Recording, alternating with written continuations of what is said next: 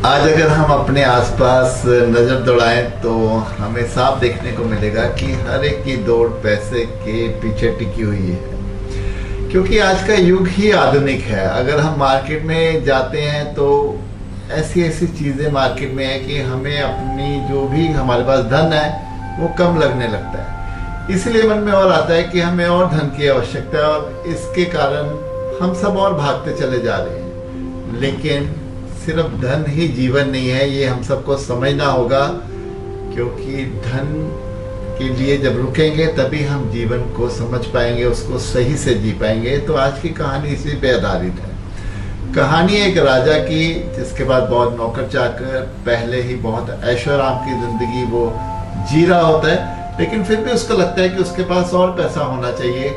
इसीलिए वो जब भी रोज प्रार्थना करता है ईश्वर से तो और धन मांगता है। एक बार एक ऐसे ही एक साधु उसके दरबार में आते हैं, तो वो साधु उससे पूछते हैं कि तुझे और जीवन में क्या चाहिए। तो साधु को कहते हैं कि मुझे और धन चाहिए। तो साधु उसकी वो जो तमस है उस धन की, उसमें देख के कहते हैं कि ठीक है, मैं तुझे एक वरदान देता हूँ कि सुबह उठते ही तू जिस भी वस्तु को हाथ लगाएगा वो सोने की हो जाएगी।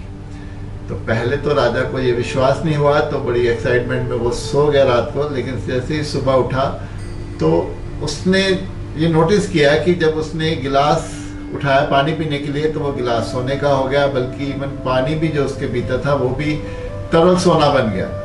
तो वो बहुत खुश हुआ। फिर उसने अपने बेड को हाथ लगाया तो बेड सोने का हो गया। उसकी खुशी का कोई ठिकाना नहीं रहा। उसे लगा वो इस संसार का सबसे ज्यादा अमीर व्यक्ति बन गया है। लेकिन जैसे जैसे थोड़ा समय बीता तो उसने सबको बताना शुरू किया, और अब वो जब भी उसको थोड़ी सी भी भूख लगती, वो कुछ खाना खाने जाता तो वो जो भी खाने लगता वो सोने का हो जाता है। अब वो थोड़ा परेशान होने लगा, और हद तो तब हो गई जब उसकी छोटी बेटी दौड़ती दौड़ती उसके पास आई, और जैसे ही उसने अपनी बेटी को छुआ गले लगाने के लिए तो वो बेटी भी सोने की बन गई।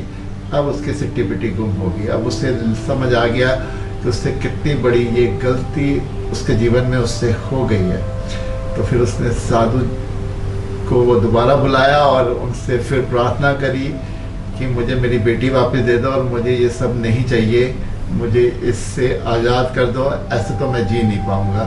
तो साधु ने वो सब वापस कर दिया, सामान्य कर दिया, और कहा कि मैं बहुत खुश हूँ राजन तुमसे, जो तुम्हें बहुत ही जल्दी ये समझ आ गई कि पैसा ही सब कुछ नहीं है। पैसा हमारी ज़रूरतों तक तो ठीक है, लेकिन जब हम उससे आगे कदम बढ़ने लगते हैं तो फिर हम अपनी सारे संस्कार, हम अपनी सब आदतें, हम अपना सारा व्यक्तित्व तक हम दांव पे लगा देते हैं, जबकि ऐसा होना नहीं चाहिए, क्योंकि जीवन का उस धन से कोई भी लेना देना नहीं है। ये कहानी हमें भी तो यही सीख देती है कि हम भी तो पैसे की दौड़ में व्याकुल, बेचैन, गुस्से में खिंचे हुए रहते हैं।